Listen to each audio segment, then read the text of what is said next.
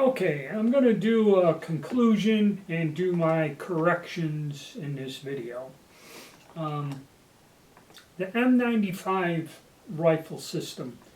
I've studied a few books on them, and the author kind of goes into the history, development, and he was a real collector because he has photographs of troops with the guns and all this other stuff. And his post-World War I description about the conversions is not that exact or not that correct. So basically what happened is, and you have to remember, World War I, it didn't go well for a lot of countries, and one of them was Austria. Austria, the Austrian Empire, the Habsburg Empire, was one of the largest, you can say back in those days, superpowers that there was. And at the end of World War I, Austria lost a lot of its territories that they have accumulated the past 300 years. And a lot of new countries were formed, okay? Poland, Czechoslovakia, Romania, Bulgaria, Hungary, Serbia, whatever, all of them were formed after World War I. And another thing we don't realize is there were several wars that started immediately after the Treaty of Versailles. They were small, they didn't last long. You know, it was Poland and the Ukraine. I guess in Greece there was issues. The Balkans have always been, at war with somebody, some way. So there was a lot of conflicts going on. And like at the end of any war, we collect the remnants of this. And I guess Steyr, which was in Austria one of the largest arms producers in the world, Steyr supplied guns to many countries. They were international manufacturers, okay, not just the Austrian government. They contracted and made guns for many other legitimate countries for years. They were, according to the Treaty of Versailles, only allowed to do repair work for their police, internal police, and border units. So a lot of these guns, I believe, were reworked or re-arsenaled by several countries because they were given away as war reparations. That's how the Italians ended up with a huge stockpile of Austrian guns, which they in turn took to their colonies in Ethiopia and issued them to the colonial troops. And that's why Royal Tiger is selling a whole pile of these Austrian firearms. Okay, that's how they got there.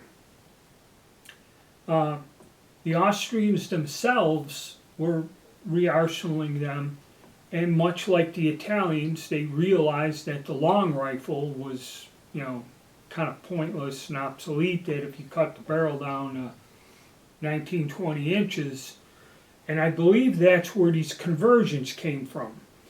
And it's difficult for me because when they give the nomenclature, the M95 30 and 31, the difference was the M95 30 was supposedly converted by the Austrians, the M95 31 was converted by, I believe, the Hungarians. Because Budapest is the capital of Hungary, that's where the arsenal was. And I believe all of this was done prior, because if you look at the dates of these conversions, 34, 32, these were done in the interwar periods. Now, some of these weapons were used, but by then, Steyr was allowed to start manufacturing before the war started, and everybody started making some version of the KAR 98, or the German 98 Mauser. So these guns were relegated to, surplus or just reserves, and actually these cut down rifles, and like I said, some of these, like this here is an actual carbine, ended up in some, and then within 20 years we had another war. Then the Cold War, a lot of these countries that came from Austria became what they call Eastern European under communist control. They didn't have a lot of money.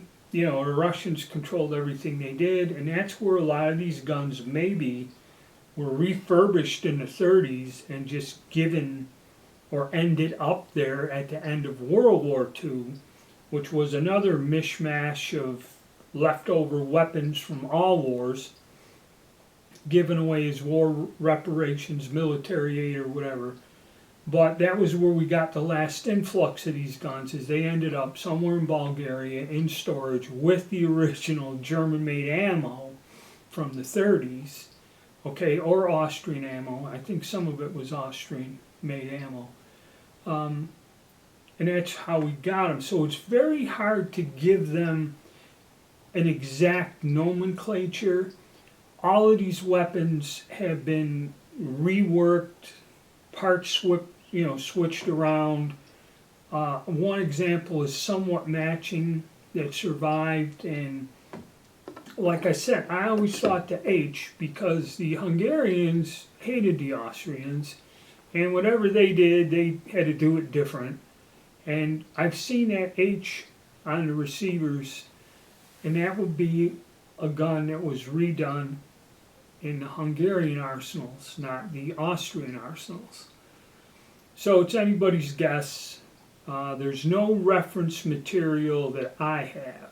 Okay, there may be something out there written in a different language that explains this in detail.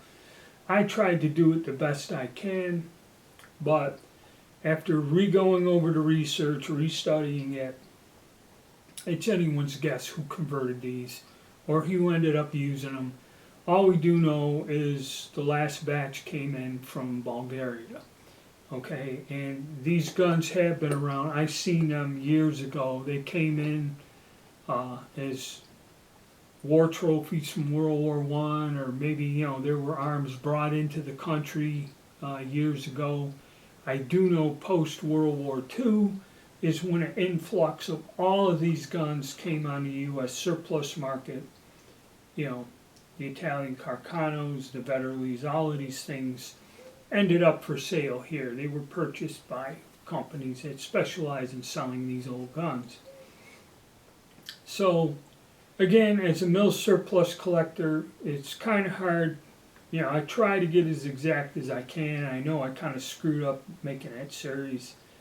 Some things aren't quite correct, and it's difficult to nail it down or get documented evidence. But I try my best. So we've gone through this pile. I've gotten them out.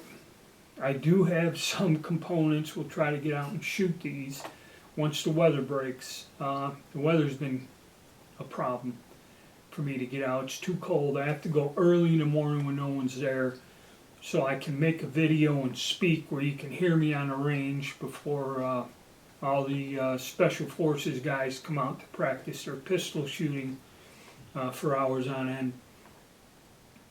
And we hope I'll get out and shoot these. I will cover some of the other Austrian guns. I didn't cover the earlier ones, the 1888s and the 1890s. And yes, people ask about the M95M. I do have one of those. I have to go find that one, and I will do a video on that. So there you go, guys. That's my conclusion, corrections, and that.